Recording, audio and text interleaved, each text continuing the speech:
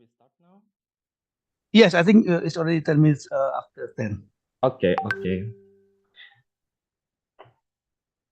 Well, hello and good morning. Welcome to today's webinar, China's Gray Zone Operation in Recording in Southeast progress. Asia, the case of the Philippines, with Dr. Renato Cruz de Castro from Department of International Studies, De La Salle University from the Philippines, as our main speaker today, and also Mr. Adri Arlan, SIP MGP, a lecturer from Department of International Relations at Pelita Harapan University, Indonesia, as our host today. Before we begin, let me introduce myself. My name is Edi Caritas. Currently, I am a researcher at Forum Sinologi Indonesia, or FSI in short. For those of you who join our seminar for the first time, and also our old friends and followers from social media, as we call them, Sobat Sino Forum, I would like to extend my gratitude for making time to join our seminar today. FSI, or Forum Sinologi Indonesia, is a research center based in Jakarta, Indonesia. Our main purpose is to disseminate knowledge and research regarding China, Chinese international relations, and ethnic Chinese in Indonesia. And for your information, today is our third seminar this year. So if you missed our previous seminars, you can find them at our website at forumsinology.id or our YouTube channel. And before we start our discussion, let's take a photo together. So if you don't mind, you can open your camera and show your face, your brightest smile. It's been raining in Jakarta since last night, so let's brighten up a little bit for today's discussion. I will let our IT guy, Mas Bimo, are you ready to take a picture?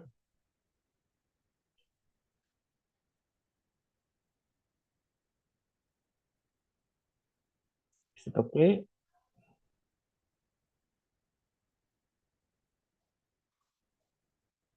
Mas Bimo, is it okay? Oh, Mas Torik? Okay. Okay. Yeah. Okay, done. Okay. Thank you, Mas Bimo and Mas Torik, our IT guys. So, without further ado, I will pass the screen to our host today, Mr. Adri Arlan.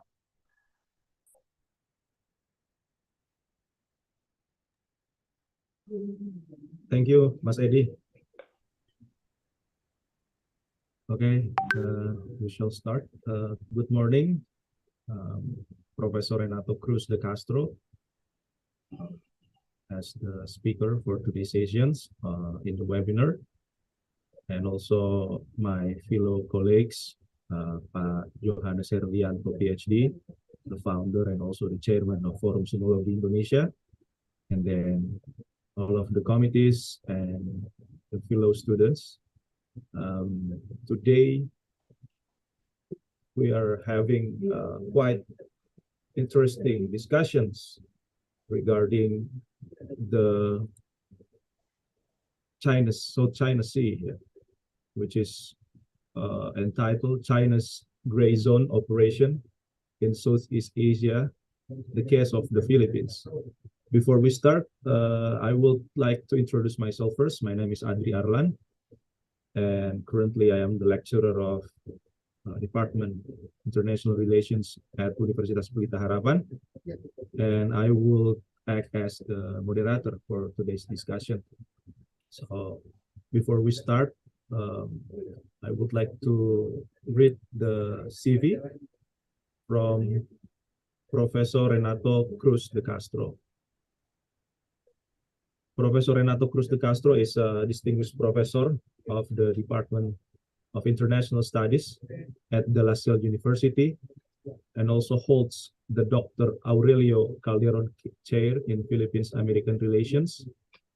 And he was also a visiting fellow at the National Institute for Defensive Studies NEDS, of the Japanese Ministry of Defense in the summer of 2018. Dr. De Castro also has written over 100 articles on international relations and security that have been published in several scholarly journals and edited works in the Philippines, Japan, South Korea, Canada, Malaysia, France, Singapore, Taiwan, Germany, the United Kingdom, the Netherlands, Australia, and the United States. He obtained his PhD from the Government and International Studies Department of the University of South Carolina as a Fulbright Scholar in 2001, and his bachelor degree and 2 master degrees from the Philippines. So that's a quite comprehensive CV from Professor Renato Cruz de Castro. And after that, I will yield the floor to Professor Renato to explain about this, I would say, current dynamics that happen in the South China Sea. The floor is yours, Professor. Thank you. Good morning, ladies and gentlemen. It's a great pleasure to be invited. Good morning, Prof. Yeah, to be invited. Can you hear me? Yeah, to be invited. It's just like being invited again to a family gathering, because we consider Indonesians as our brothers. You know, we're basically the same, but you know, it's part of the family. And among families, of course, we can have this very familiar discussion. So let me start my presentation by showing a, can you share to me? Because I'll be using PowerPoint, please. I have a PowerPoint presentation for today. Yeah. Sorry, can you enable Professor Renato to share screen?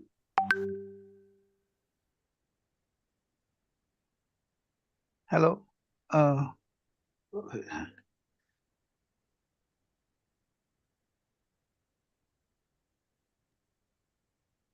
Sudah, Pak. Okay. Yeah, I think you can Okay, share screen. I'll start by presenting this this video file.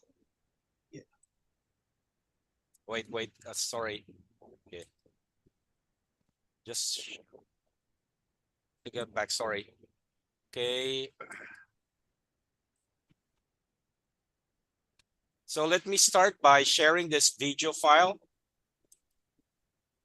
Okay. Pascual as February 6th shows a Chinese ship blocking its way. The Philippine vessel was near Ayungin Shoal in the West Philippine Sea. This China Coast Guard vessel 5205 conducted a lot of dangerous maneuver as near as 150 yards, and then at the same time use military-grade laser targeting our crew on board the vessel, particularly on the bridge of the vessel.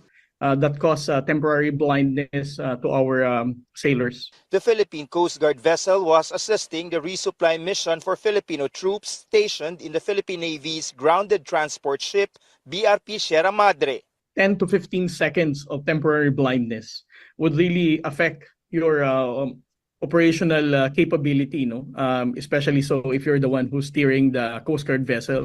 The PCG is criticizing China's latest aggressive action, calling it a blatant disregard and clear violation of Philippine sovereign rights.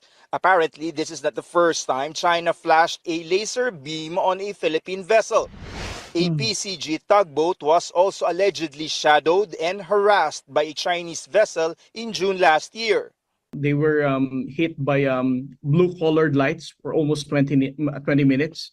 It also resulted to temporary blindness and even skin irritation to our crew. China has been previously accused of resorting to the use of lasers against its perceived adversaries. In 2018, the U.S. military monitored at least 20 incidents where China allegedly targeted American aircraft with lasers over the Pacific. The Secretary of National Defense has already declared or said that the act committed by the Coast Guard of China is offensive and unsafe. Therefore, I think it is time for the Chinese government to restrain its forces so that it does not commit any provocative act that will endanger the lives of people. The PCG says China's aggressive actions continue to persist in the West Philippine Sea. Even Chinese militia boats, accordingly, are actively taking part in harassing and blocking Filipino vessels upon the behest of the China Coast Guard.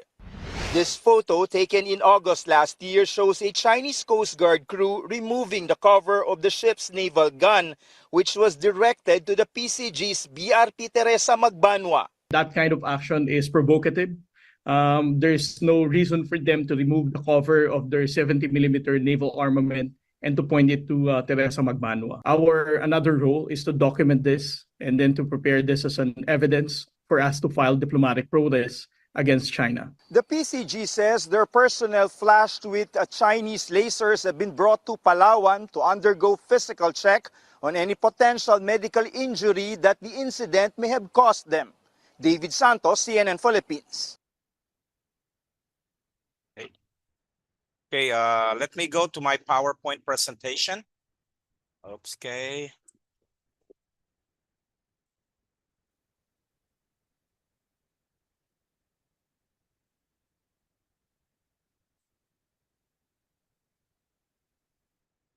So that video file, of course, that incident interestingly happened less than a couple of weeks after President Marcos went to Beijing for a state visit. And of course, supposedly they have discussed this issue with President Xi Jinping, and the Chinese said there'll be lesser incident involving this case. But probably President Marcos misheard what President Xi Jinping said. Supposedly President Xi Jinping said lesser, probably he said laser incident. We'll have more laser incident. So my presentation today will of course be looking at the dynamics of Philippine-China relation, but with a specific focus on Philippine response to Chinese gray zone operation. But to just give you a background, of course, I guess it's been read in Jakarta recently that we have allowed the Americans greater strategic access to Philippine bases.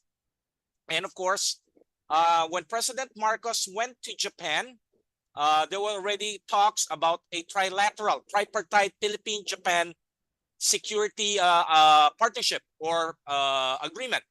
You know, this is kind of interesting because 6 years ago, we had the president who basically, nearly made the Philippines a province of China. He said it, he cracked it, that the joke in front of the Chinese ambassador. For the last 6 years, we had adopted a policy of appeasement. And just like I mentioned earlier, it failed miserably. And basically what we have realized, whether you appease China or challenge China, you will just get the same treatment. China will simply run over you. So my topic for today is, of course, understanding why the Philippines has, of course, taken a position again of challenging China, under this current administration. So this is, of course, based on my recently published article on the Philippine response to Chinese gray zone operation. And we'll also be discussing the concept of gray zone operations. Okay, since we're the one who've always been at the receiving end of this kind of Chinese operation. Okay, let me proceed. So, I start with what happened in 2021, early 2021, when in fact, President Duterte was so grateful for China for giving us Sinovac vaccines. But suddenly you have two incidents that happened. This was early 2021. First one was kind of shocking for the Philippines because of the passage of the the new Chinese Coast Guard law. Initially, the former Foreign Secretary Teodoro Locsin, said that this is an internal matter for the Chinese. But later, after he read the law, and of course, after some consultation, he decided to file a diplomatic protest, basically realizing what's the implication of that law. Then less than a week later, the Philippines, of course, filed a strong diplomatic protest after the Department of Foreign Affairs realized the contents of that law and the implication of that law, which of course we are basically experiencing right now. Then we have the former Defense Secretary announced an increase in sovereignty patrol in reaction to the passage of the Chinese Coast Guard law. He claimed that then, of course, there was also noted incidents where you have a lot of Filipino fishing vessels. Mind you, they're traditional fishing vessels. They're not commercial fishing vessels. They are, of course, it's a given fact that many of our fisher folks are traditional in the sense that they're using boats. Inside Philippine Exclusive Economic Zone, being harassed and driven away by Chinese Coast Guard vessels who operate all the way from, of course, Hainan Island. But given the fact that they have 4 artificial and militarized islands deep inside the Philippine Exclusive Economic Zone, it's very convenient for them to arrest Filipino Coast Guard vessels. These 2 incidents are cases of Chinese gray zone operation, which is defined as political warfare. Of course, the goal is to change the status quo without using force. Okay, we'll be discussing more of this. So they are considered as measures that apply persuasive force, power to force adjustment in military, economic, political, cultural relations, and of course, short of war. In a way, it captures the very essence of the Chinese approach to warfare as provided by Sun Tzu's Art of War: to win without actually fighting. Simply intimidate the other side. Use stratagems. Okay, and this is something that, of course, we're in. So my presentation today, and of course, this is based from my recently published article that came out last November, examines, of course, how the Philippines has simply reacted to China's application of gray zone operation, with the specific focus of 2 cases: the passage of the Chinese Coast Guard law, Winston Reef incident, and we can discuss more what's happening right now that, of course, has simply changed the mind of President Bongbong Marcos, who during the election last year was projected as the pro-Chinese candidate. And unfairly, he was called the Manchurian candidate. But I guess his recent actions have proven otherwise. Okay, so has Philippines responded in past and standoff? So let's look at the cases of Chinese gray zone operation against the Philippines, even actually before 2016. So gray zone operation could be considered as political warfare. Use of propaganda, use of simple harassment. Simple case, like for example, during the recent incident, the Chinese said we should ask permission from their Chinese Coast Guard vessel before they could proceed. But that's a simple act of gray zone operation, because if you ask their permission, then you recognize that they own, that part of the South China Sea. So very subtle. And of course, I will be discussing more, especially how the Chinese ambassador here has simply lied to his feet. So they involve a whole warfare directed at achieving political goal, bereft of actual deployment of course, the military capability. Just very subtle. So, and this is from Andrew Scoville, an American specialist in the Chinese military. He said that, China actually has the capability to use force, but at this point in time, it thinks it does not need to use the People's Liberation Army's Navy. It has to use armed force in measured, without resorting to actual combat. The desired goal for foreseeable future is to engage first the Philippines, and of course, sooner or later, it will be Malaysia, then Indonesia, in your waters of Natuna Island. Slow bouts, and of course, minimizing the use of force, but the goal is eventually, of course, have those waters under Chinese jurisdiction. Specific to the South China Sea, this is from a recent Japanese study, the National Institute for Defense Studies, when it came out with a very comprehensive study on gray zone operation and of course warfare in the cognitive realm, psychological warfare, in the terms of our psychological view. China fishing vessels suspected to be operated by the People's Liberation Army's Navy, the Chinese Coast Guard, the Chinese Maritime Militia are engaged in a wide range of activities aimed at asserting China's maritime rights and interests against the Southeast Asian littoral states. And the obvious reason, of course, is number one, we don't have the military capability to confront China And of course, it is Chinese goal to divide us against each other so that they could have us, divide and conquer. Indonesia, Malaysia, Vietnam, and of course, at this point in time, you have the Philippines. So we have, of course, experienced this. Chinese forces established a base on Mischief Reef, deep inside Philippine Exclusive Economic Zone. At that time, I still remember I was then working as a consultant in the Department of Foreign Affairs. The Chinese told us they're just building shelters for their fishermen. And they even invited Filipino fishermen to use those shelters. So, how can you basically challenge it? It's for fishermen, Chinese fishermen, and other fisher people could use. But of course, we know for a fact it's a lie. Okay? In 2012, Chinese civilian vessels confronted the Philippine naval ship. We have the 3-month standoff off Scarborough Shoal to apprehend. I'll just discuss this. Of course, the standoff lasted for almost 3 months. You have, of course, an American State Department official who mediated. The agreement was you'll have a mutual withdrawal. We withdrew our the Coast Guard vessel that was left there. The Chinese withdrew their ship and sent another ship from Guangzhou and occupied Scarborough Shoal. So again, please learn from us. This is how they deal, how they look down on us as Southeast Asians.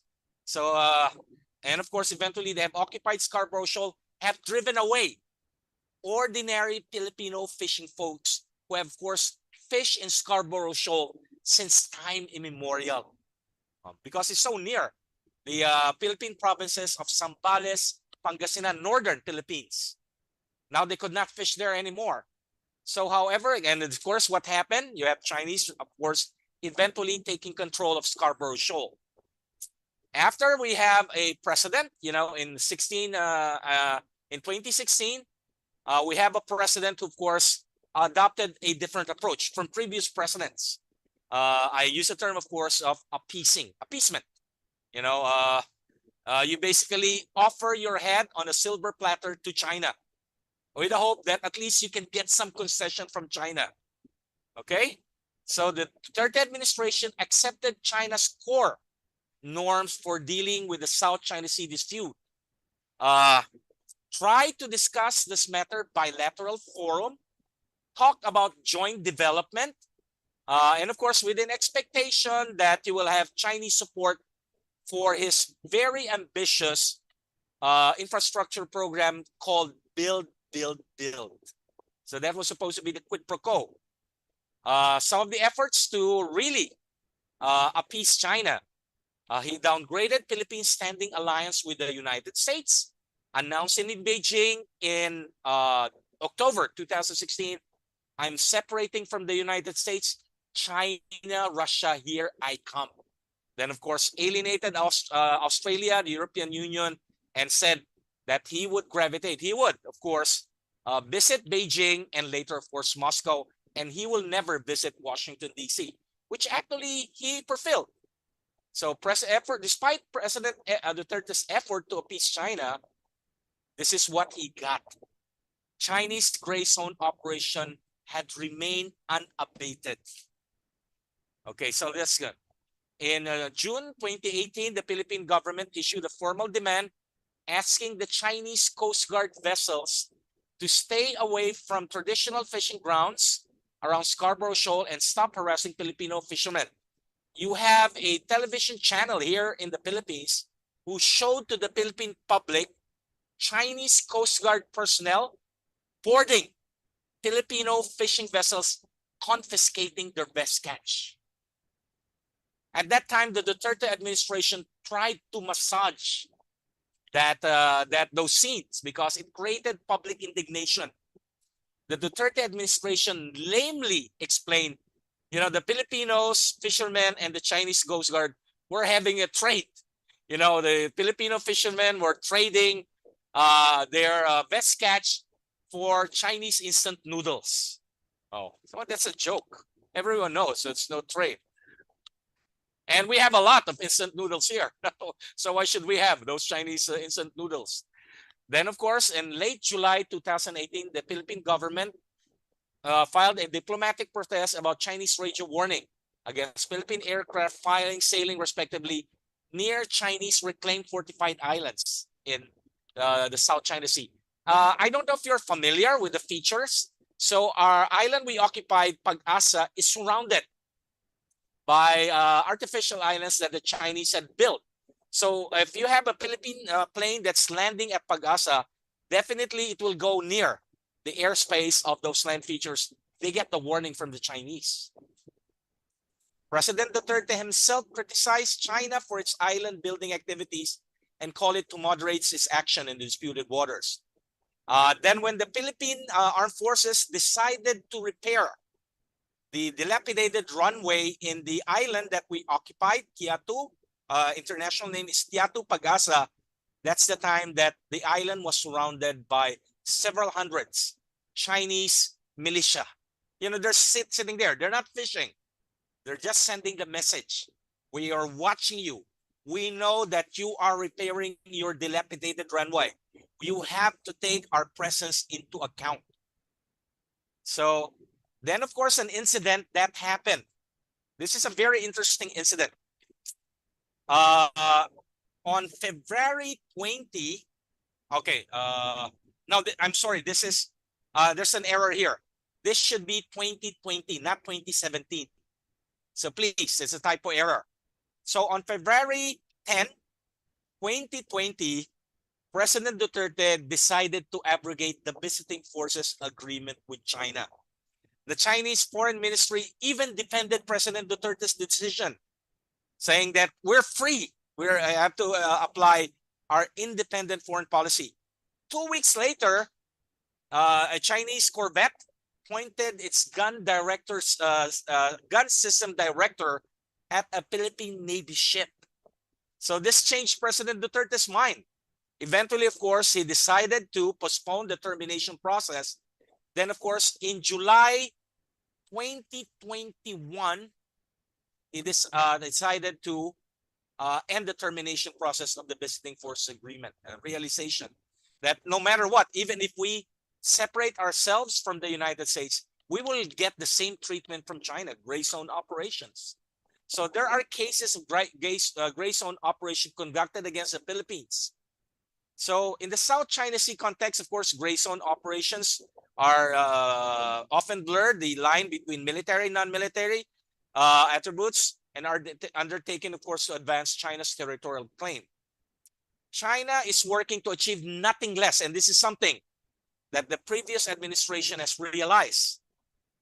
China is working to achieve nothing less than the subjugation of the neighbor civilian maritime population. In the case of the Philippines, are ordinary fishing folks who have been fishing inside Philippine exclusive economic zone near traditional fishing sites like Scarborough Shoal, Ayungin Shoal.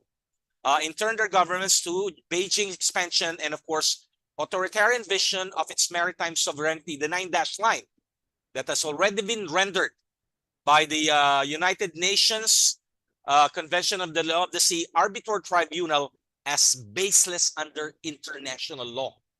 So we have, I think Indonesia used the 2016 ruling for you to declare, the North Natuna as, Indonesia's exclusive economic zone.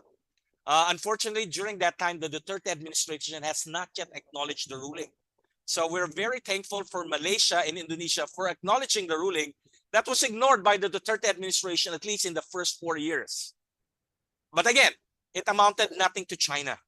So I'll just breeze through these incidents. You have, of course, China's intention in the South China Sea is to gain a position of advantage in conflicts over territorial sovereignty and maritime rights and interests. These are some of the what we call the Chinese call their 3 waves in terms of their maritime expansion. Of course, we have the Grey Hull People's Liberation Army's Navy.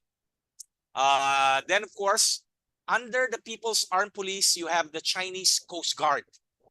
Then, of course, you have the PLA-controlled People's Maritime Militia, which China, of course, denies. I will not discuss this This is, of course, the history of the Chinese law.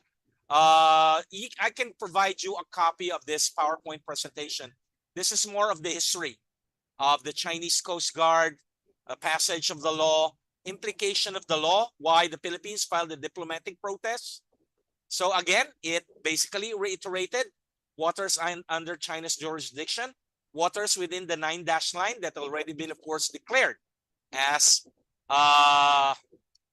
beyond, the proper term used by the arbitral tribunal is it is beyond the purview of both traditional and, of course, the United Nations Convention of the Law of the Sea. Then, of course, China's right to use force to enforce their claim, which right now we are experiencing. Of course, it enhances the Chinese Coast Guard as a paramilitary rather than law enforcement agency. All countries look at their Coast Guard as a constabulary in terms of in the maritime domain, not for the Chinese Coast Guard. The task of the Chinese Coast Guard is to assert China's sovereignty, not even sovereign rights, it's sovereignty. And this is something we realized when they warned the Philippine Coast Guard vessel that was, of course, shown in the incident. They said, this is Chinese waters. If you will notice the conversation, Philippine Coast Guard said, we are exercising our territorial rights under UNCLOS. But for the Chinese, it is their territorial waters. So definitely this is beyond UNCLOS.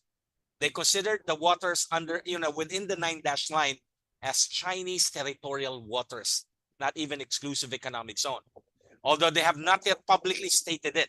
They're, put us in a guessing game. But if you would listen to the conversation that we're having with the Chinese every time we have an encounter, this is Chinese waters, or China's jurisdiction under these waters. So China is treating the waters within the 9-dash line as territorial waters. So this is an incident that was, of course, an eye-opener for the Duterte administration. This happened. Winston Rift standoff. So in the case of the Winston Rift standoff, we have the application of the Chinese maritime militia. Engage, of course, third force. Some of the incidents. One incident, of course, that triggered public indignation happened in June 2018 when a suspected Chinese maritime militia boat sank a Philippine fishing vessel, the FB GIM Beer 1. And what caused indignation about this incident was the fact that the crew members were left. They were not rescued. They stayed in the waters for a couple of hours until, thank God, a Vietnamese fishing vessel rescued those Filipino fishing vessels. So this is really a sign of ASEAN solidarity, that if push comes to shove, we have nobody to rely but, among ourselves. So probably we should think in terms of how we could strengthen our hands, collectively in the face of Chinese maritime expansion. Because alone, separate, Chinese will take us like a piece of shomai. But united, we stand a chance. Shomai, right? Yeah, okay. So I'll not have to go to the details, the sinking. So this was seen as a beginning. But the more alarming one happened on March 20, when Secretary Lorenzana informed that there are about 220 boats, fishing vessels supposed to be, moored in line formation at Julian Felipe Reef, international name Winston Reef, observed that they were manned by the Chinese militia because they were not fishing. They were just sitting there, just waiting. Position and movements of Chinese strategy of claiming these adventures, swarming disputed with huge flotilla that effectively defy the country's diplomatic law enforcement. Simply, there's so many of them. How could you challenge them? The goal is to accomplish by overwhelming presence that has been unable to do through diplomacy, economic statecraft, or even the use of force.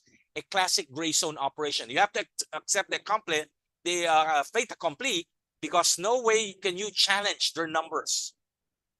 So responding to gray zone operation, initially, You know, during the time of the Duterte administration, they tried to cover this up. You know, during the sinking of that Filipino vessel, fishing boat, Janbir, in the Reed Bank, President Duterte even parroted the Chinese position. This is just an ordinary accident. Oh. So, you know, in a way, it's a very awkward position wherein the Duterte administration was, as much as possible, not broadcasting, was not so honest to the Filipino public about this incidents, and even, of course, defending the Chinese action. Something that the current administration has learned that it should never adopt. So against fishing boat, eventually, of course, the Philippine government realized that downplaying or ignoring these incidents enabled China to advance its agenda of maritime expansion through subtle, aggressive actions that do not generate serious, effective response from targeted countries like the Philippines, because the public is not informed. Philippines and Indonesia are democracies. So once we have the public raising their voice, our governments are, of course, obliged to react. This is, you know, the nature of democracies. Okay, so China sees no need to launch on a major naval operation to control the disputed waters because it has no need for it, and it will eventually gain virtual control over the fishing grounds and strategic waterways in the South China Sea without triggering armed and open conflict. Especially, of course, in the Philippines, because they also had to factor in our mutual defense treaty with the United States.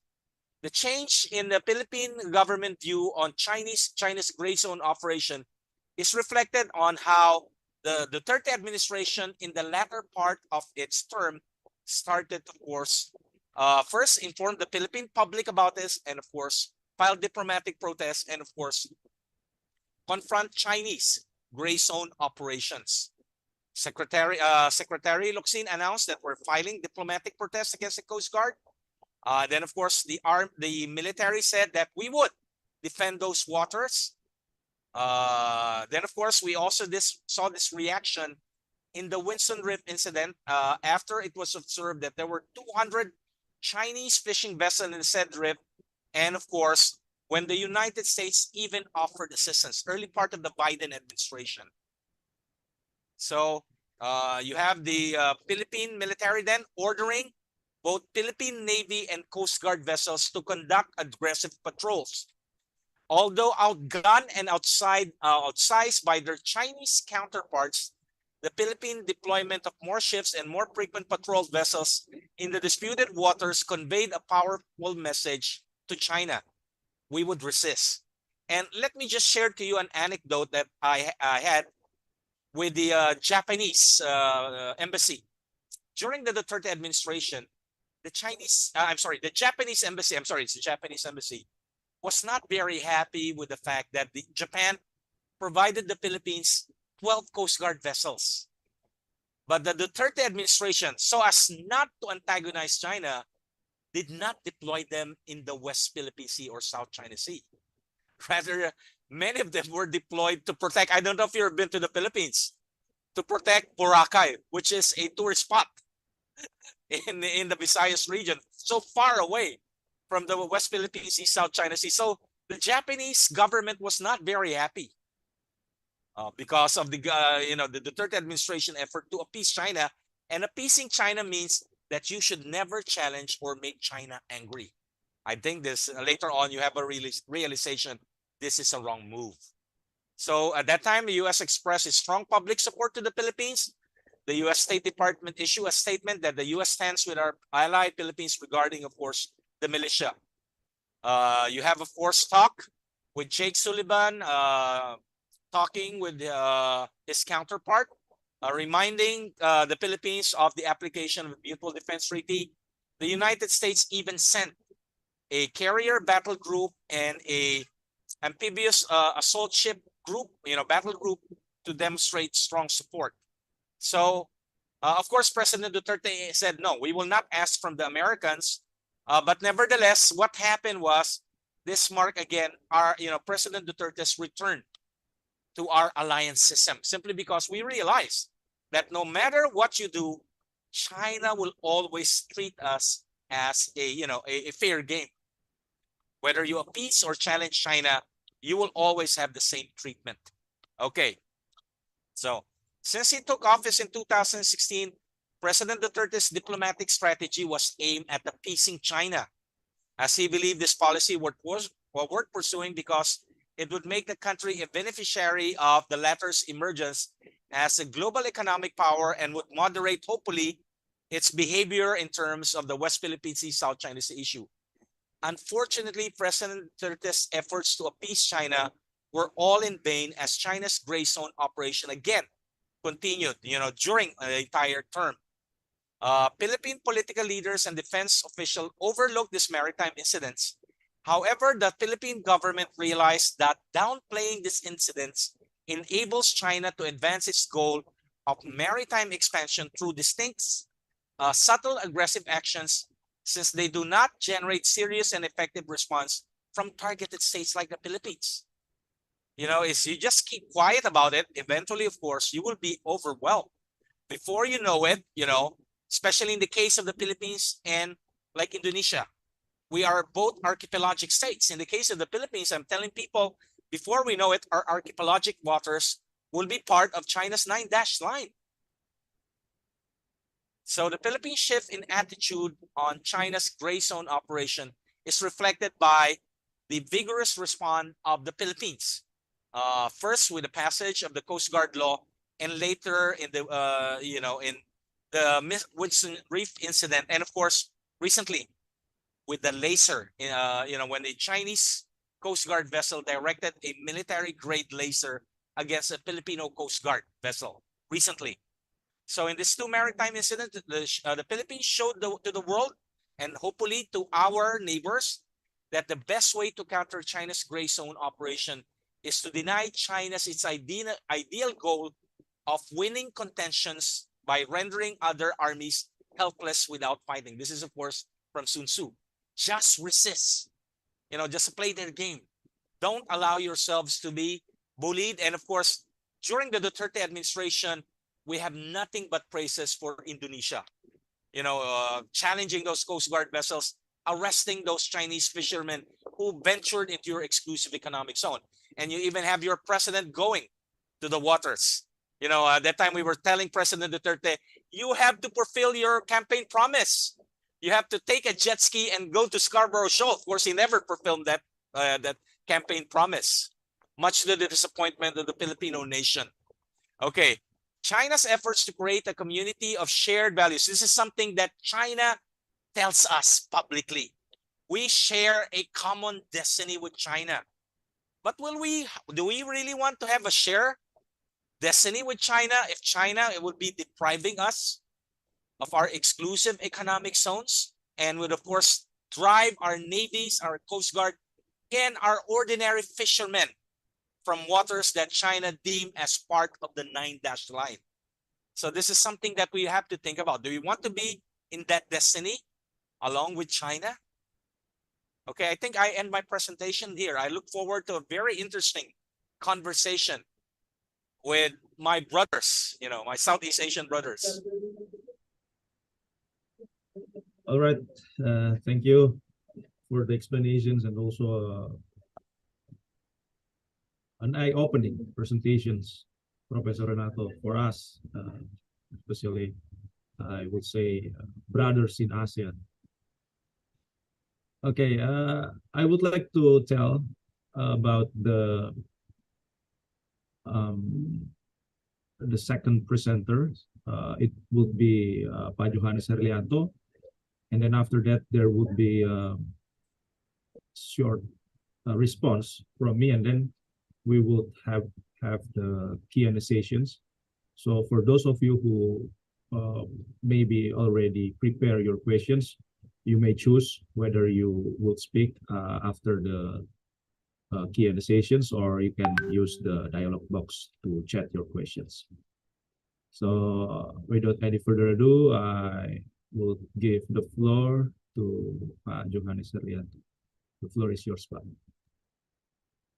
Thank you very much, Mas Adri, my friend and colleague from the Pelita Harapan University, Jakarta. And first of all, I would like to thank Professor Renato Cruz de Castro for once again for your insights, for your willingness and generosity to share the experience from the Philippines to us in Indonesia. It is really a great honor for us to have you, and also it is really important for us to listen to what you have presented. Actually, this forum is this seminar is designed only for Professor Renato to share his views with us in Indonesia.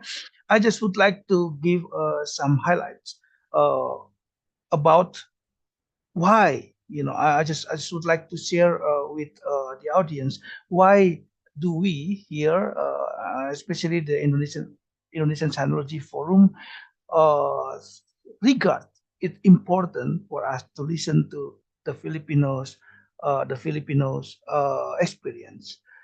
What is the implications of what have been presented by Professor Renato for us in Indonesia? This is why we would like to invite Professor Renato for to talk in front of us today.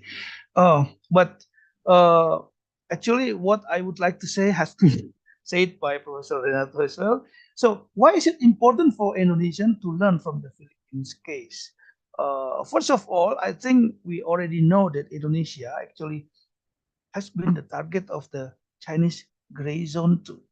What have happened in Indonesia, especially in the area of Natuna, since in 2008 and then 2010, if I'm not mistaken, and then 2013. And then it was, yeah, it was not, it did not become public scrutiny then. But then in 2013, and it started to be known by people widely. Then in 2016, it became widespread when President Jokowi, as Professor Renato just mentioned to us just now, President Jokowi went to Natuna and then made a meeting in the Indonesian warship, and then warning that it should not happen again. But even after we did these things, China still operated the gray zone operation in Indonesia. So yeah, but we are not alone. So there are some other Southeast Asian countries, ASEAN states, which also experience the same thing like we experienced in Natuna. So it is important for us to listen to the experience from other Asian states. Secondly, I think I would like to resonate what Professor Renato has said. That is, appeasing China is not a solution. President Duterte's decision to become closer with China, and even President Duterte's willingness to follow China's way of solving the issue bilaterally, actually has not resulted in a better treatment by China to the Philippines. So I think this is a good lesson for us in Indonesia, so that we actually can encourage our government, to learn from this. And then actually, the third thing is downplaying the issue does not benefit us, the target, but benefits China instead. I think this is good, so that knowing about this is good, so that we can the public actually can give approval for the Indonesian states and government when the government actually tries to make a much stronger response to China when they do the gray zones operations. in Indonesia. So what should Indonesia do? I think learning from the Philippines, we think that Indonesia should take the issue more seriously, like what we have done. Like Professor Renato already said that, unlike the Philippines during the first period of President Duterte, Indonesia actually uh, tried to be more stronger, to give a stronger response to Chinese operations in Natuna, and I think Indonesia should continue doing this. Indonesia should continue to take the issue seriously. And secondly, Indonesia needs to strengthen our naval capacity, because otherwise it's not just laser, There can be more than laser, perhaps. And then Indonesia should really address the issue in a more stronger manner, to a more effort in diplomatic. And what is important, which has been discussed by Professor Renato, is Indonesia as the leader of the ASEAN, next leader of the ASEAN, I think, should discuss with other Asian states, so that we don't want to. We shouldn't actually agree with China's wish to just solve everything bilaterally. So this is actually my very short comments about toward Professor Renato's presentation, and I think I will give back to Mas Adri, and so that we can actually discuss the issue with all of the audiences. Thank you. Thank you, Pak Johannes Herlianto. So, based from what I saw and I identified, from the political aspects and and all of the dynamics that happen in this pre-operation zone, I have 3 points. The first one, I think it's geopolitics, and it's one of the main aspects that will become pivot in this gray zone, because I do believe that South China Sea, basically, I'm totally agree with the concept that every great powers, they want to have their presence in every important geographic positions. And we talk about South China Sea. And from the presentations, I also analyzed that the context of maritime, because if we talk about the leaders here, Rodrigo Duterte and also Bongbong Marcos, both of them are the state actors.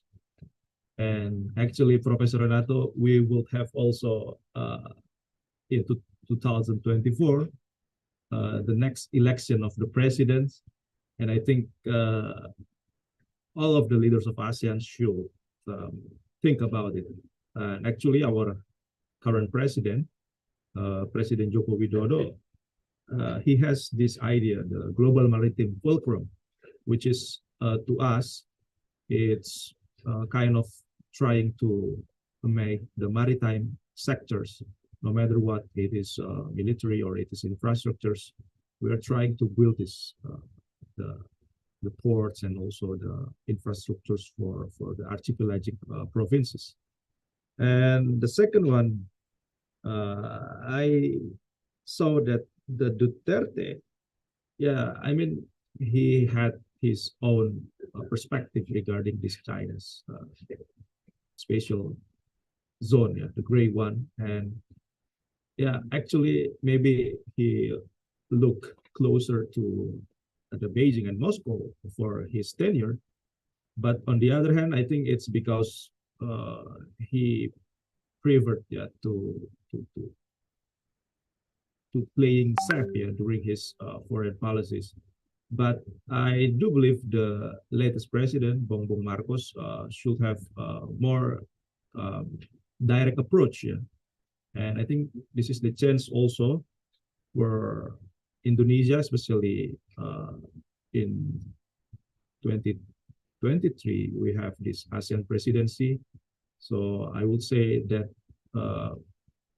if we want to have this balance of power from this occasion, I think the ASEAN ways, using the instruments of code of conduct, should be maintained. But I really appreciate the guts of Manila here to have their own maneuver, and I think it would be one of the main ideas to make more stability and prosperity in the region.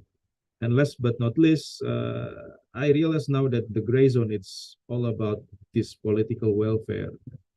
When we have this China, they are being assertive, for example, but they are using their own law, their own, let's say, instruments. But it could not be happen if we have, let's say, 10 countries that also have their own geographical positions along the South China Sea. So China cannot act unilaterally, cannot act based on the histories. All of these problems will become clearer if we are using the instruments as the international law, because the international law is still one of our hope, to make all of the claimants here equal and fair. So I think that's all from me too. So we will proceed to the discussions. So guys, I will open the floor. If you have questions, comments, you can speak right now. So please, is there any questions from the participants here?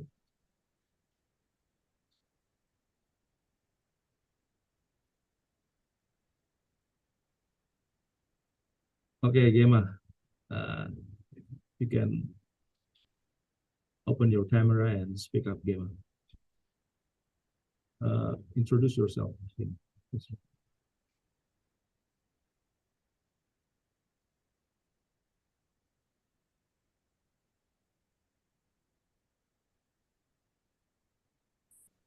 Okay, thank you, Sir Andri. Can you hear me?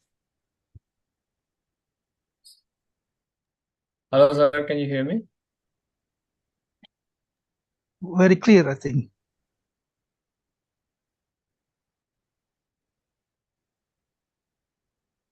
Oh, okay, sorry, frozen my sense. I would like to pose a question to Professor De Castro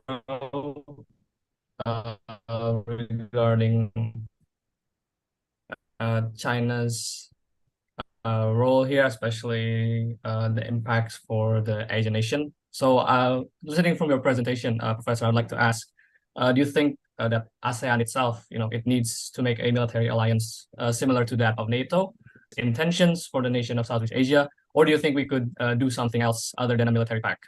So it's, shall we say, a bit more diplomatic, but not so on the scale of NATO. It's been one of my some of my questions, because I think it's interesting if we see ASEAN from the perspective of security, and if it could be integrated into a military power, because I do not think ASEAN has a united military front. But I would like to hear your opinion if that's a viable option to combat China's shall we say threatening intention to the nation of Southeast Asia. Thank you, sir. First of all, I don't think it's viable, because ASEAN is, of course, it's really more of a diplomatic and political community. We can have, of course, security partnership bilaterally, but to make ASEAN into military I don't think it's a viable option, given the fact that you know, the continental Southeast Asian countries couldn't care less about what's happening in our maritime domain. The best that we could do, this is my view, ASEAN itself should remain as it is. It's a diplomatic, political association. But among the 4 maritime ASEAN countries, we should have an understanding. I think we're going to this direction. We have to resolve our existing overlapping claims. Indonesia did it with Vietnam and the Philippines. Probably it's high time for the Philippines to settle it with Vietnam. And of course, for the case of the Philippines, it's time that we put our, our territorial dispute with Malaysia. Of course, everyone knows about it. Sabah into the back burner. So at least we could have a maritime Southeast Asia that could discuss. I'm not thinking in terms of a military alliance, because anyway, I think this will be addressed by our alliance with the United States, and we have, of course, security partnerships with other U.S. allies. This is another dynamics that's happening with the Philippines. Well, we're also thinking in terms of a trilateral security pact between Japan, the Philippines, and of course the United States and Australia. So this might constitute what we call the military component. But I think ASEAN as it is should remain as it is, a diplomatic.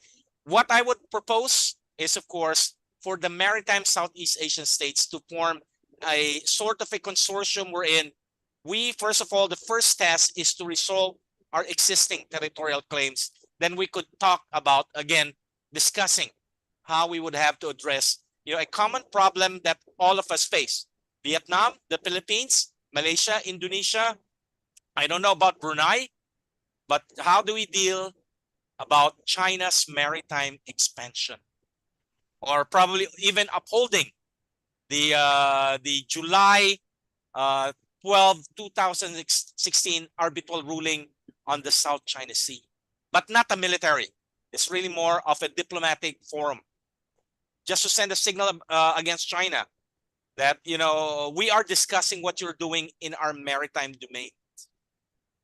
So that's my answer. Thank you very much, sir.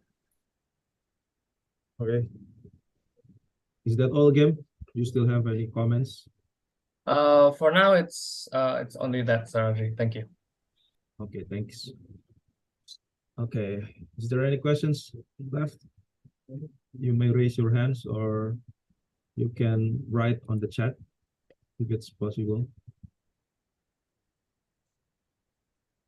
Okay, if there's no questions, then the questions will come from me.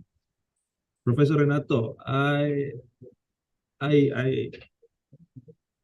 think that regarding the security issues here in Southeast Asia, the insights and also the knowledge that the Filipinian scholars, because I also have one of my friend from Filipina, his name is Kritzman Caballero.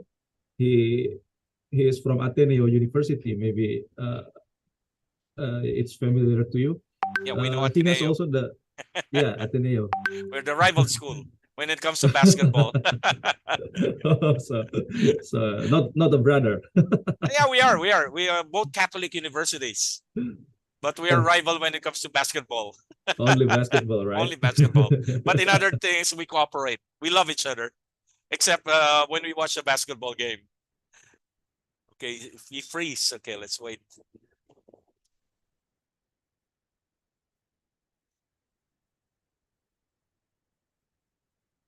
I think something happens to the internet. Okay, To it's the, back. I think it's back. Yeah. Okay, you're back. Okay, I have to tell. You froze.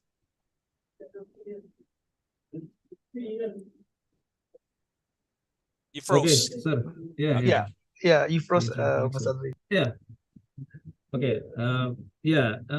And he has this POV regarding the South China Sea, and he said that there must be a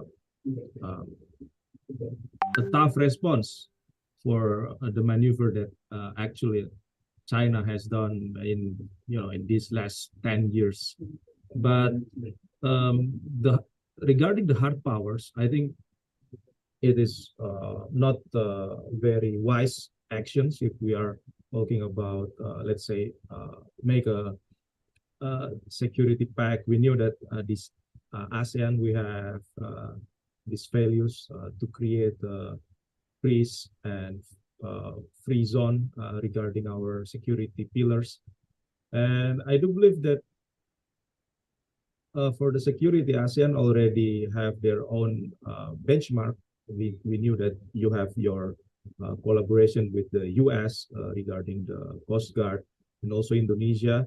Actually, our President Joko Widodo, we also open all of the collaborations regarding the Natuna Islands. We invited the US troops, the US Marine, for have our military joint operations there.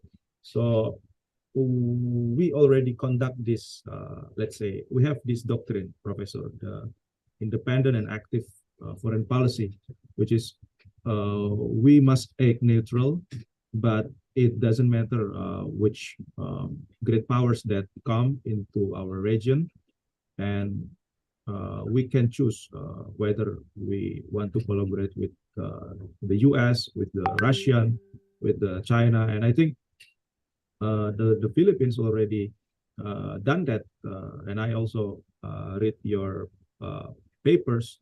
You see, you pointed out the role of Duterte here, and if we have maybe the next leader in 2024, I think he should listen to your presentations before, because this South China Sea for me could be one of the focus of our foreign policy. We know that Indonesia and also Philippines, one of the maritime states here. So my point is, do you have any, let's say, recommendation policy in terms of these security pillars? Let's say using your local law, or let's say using the ASEAN instruments. What is your take on about this? I will stick to my earlier proposal, and this, of course, is also advanced by a good friend of mine who is a sort of my mentor when it comes to the South China Sea issue.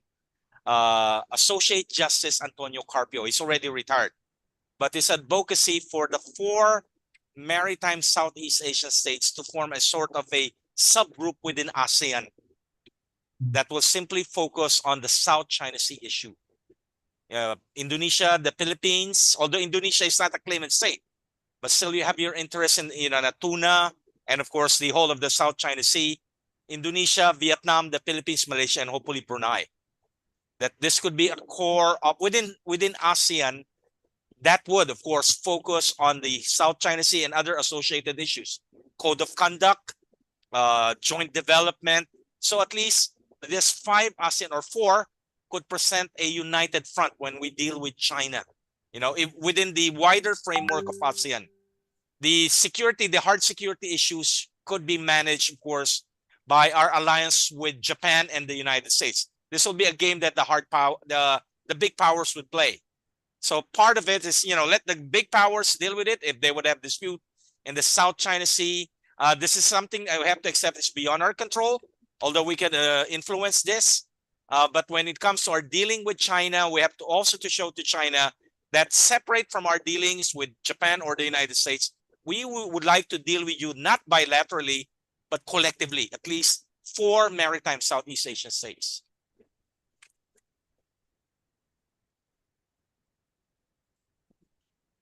So that's what basically I think. Where the ASEAN countries, the 4 maritime ASEAN countries could collaborate and cooperate. Okay. I am quite interested with the role of Japan here, because we can include Japan.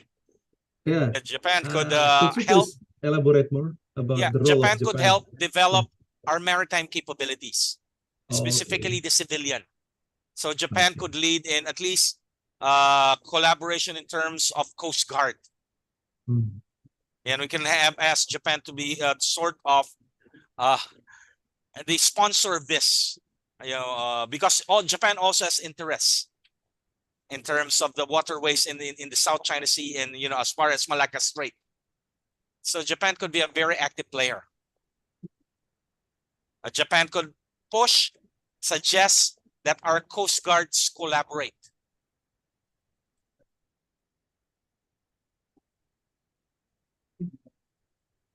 Okay, thank you, Professor Renato.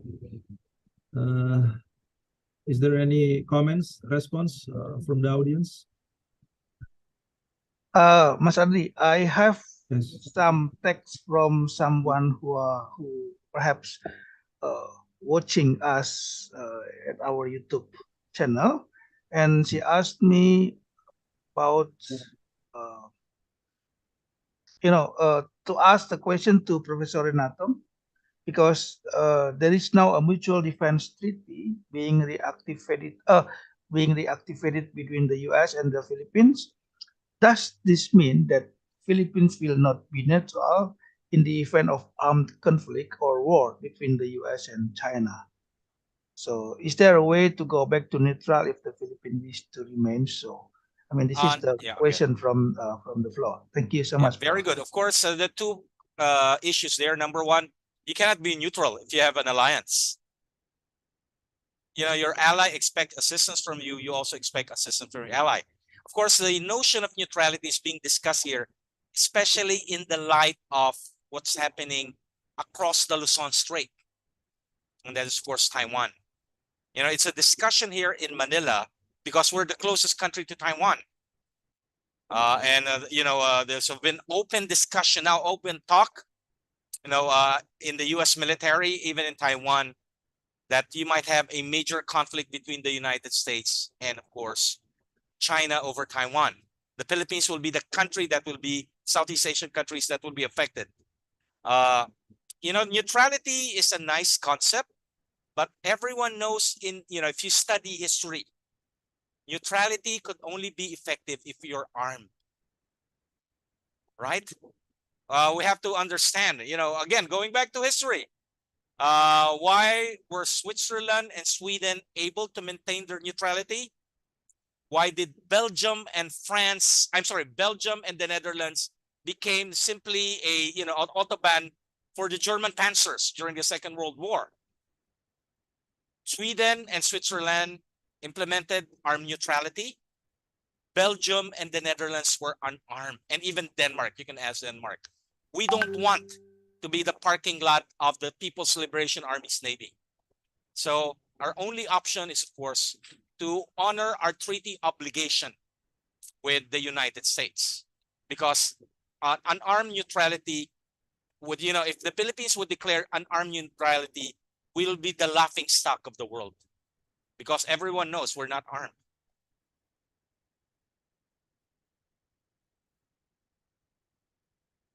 Professor Renato, can I ask my own question? Sure, please. I remember I attended one meeting in 2016 at ICS, and I remember, if I'm not mistaken, it was Ian Taylor actually saying about the Filipinos' capability, which actually could not stand from the PLS attack. What do you think about that statement?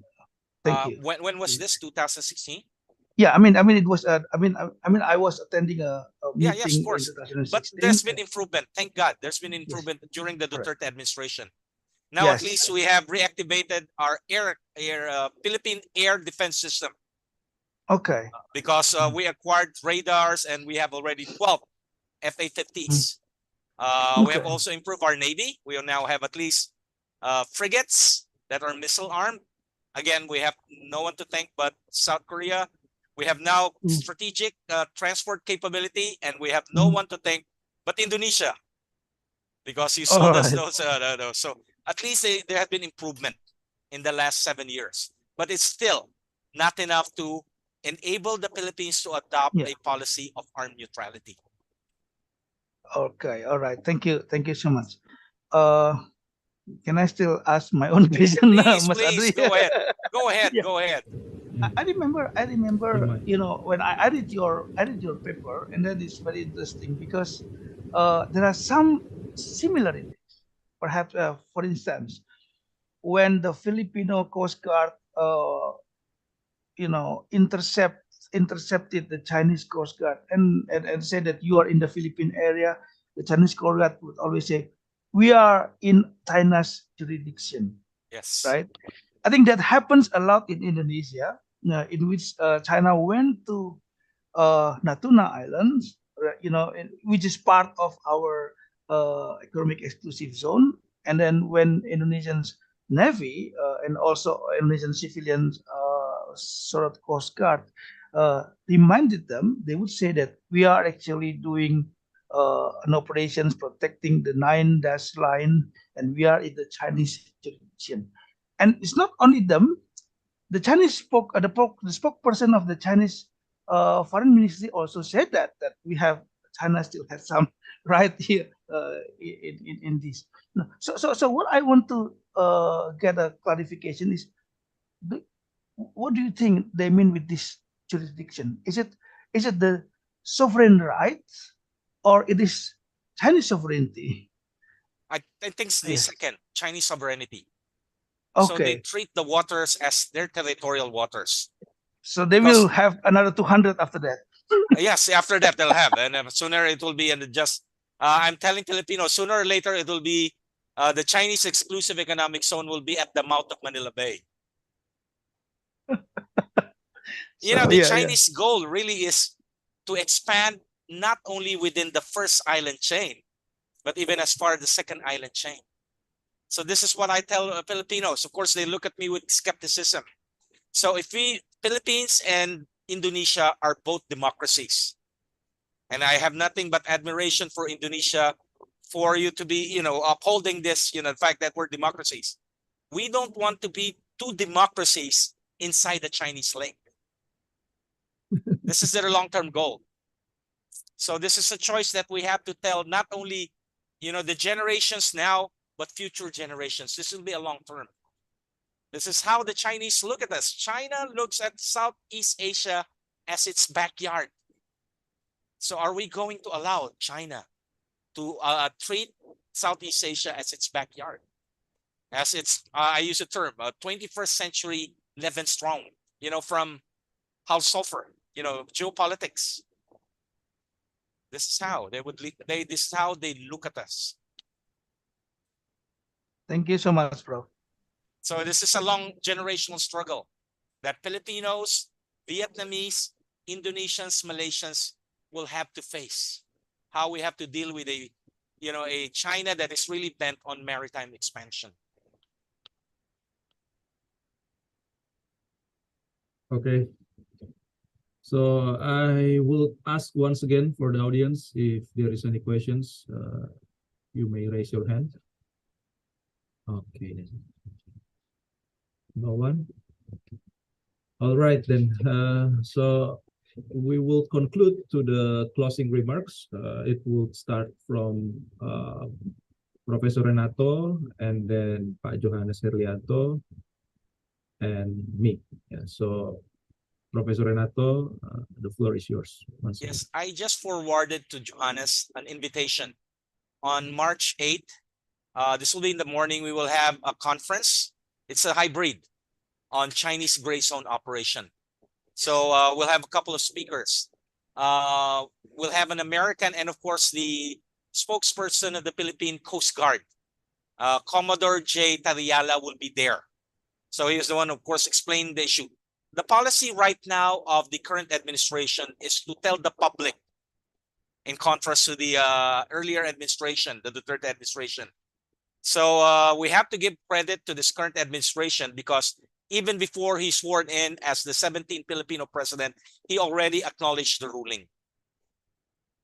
Then, of course, his policy right now is to tell the Filipino public about China's gray zone operation aggression so that it could generate public support for government efforts to really address China's maritime expansion into, you know, our exclusive economic zone. So I'm inviting everyone here. If you have the time, you can attend. I already forwarded it. So you have the Zoom link there. Just register. Okay, That's it. thank you, Professor Renato and Johannes.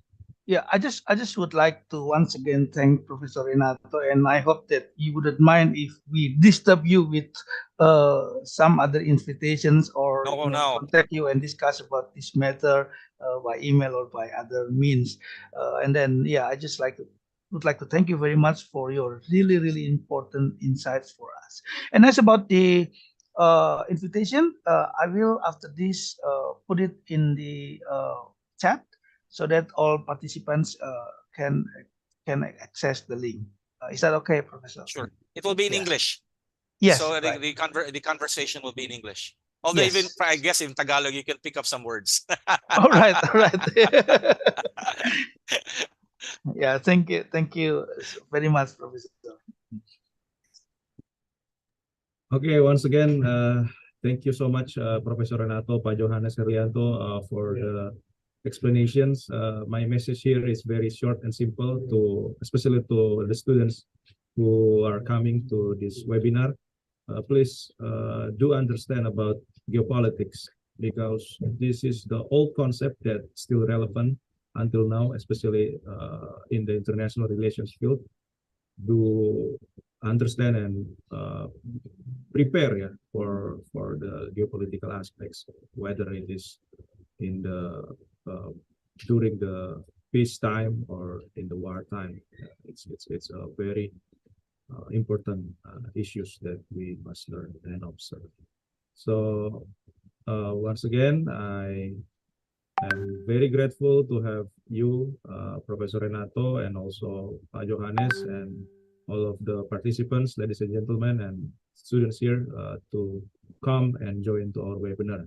So that's all from me. I will give back to the MC, Mas Edi. Thank you, Mas Adli Arlan. So that's all for today's discussion.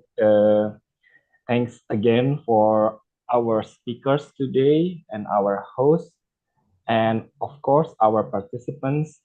You can rewatch this webinar in our YouTube channel, and also please don't forget to follow us in our social media on Instagram, and be sure to check our website forumsinology.id for the next events. So that's all for today. Thank you everyone, and see you in our next events. Bye. Mas Itas, are we going to have another? So another photo op. Sure, yes. Okay. Can you send me a copy of the picture and the video file later? Oh God. Right. I'll put it in Facebook. Facebook. Yes. Thank you so much, Prof. Okay, that's the chairpersons, because Pak Johannes is our chairperson. So Okay. let's have another photo op for before we all go. So Or you have your if you- beef rendang. yeah, Beef rendang. yeah, And for nasi goreng. lunch. Yeah, for lunch.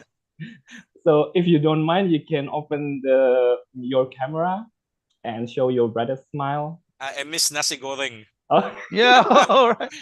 Only nasi goreng in Indonesia, not Yeah. nasi goreng elsewhere. I had nasi goreng elsewhere last year, not as good as Indonesia nasi goreng.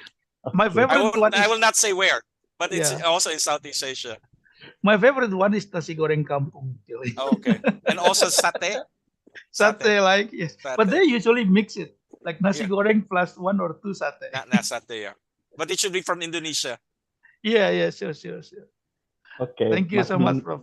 Mas Bimo is we are already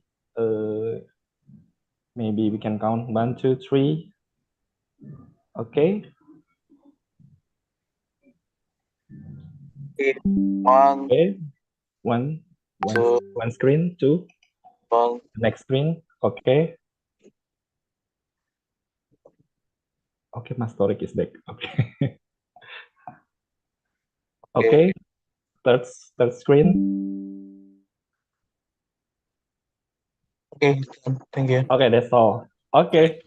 So just Thank just you. extend my regards to Rizal Sukma. If you have a chance to Rizal Sukma is back, right?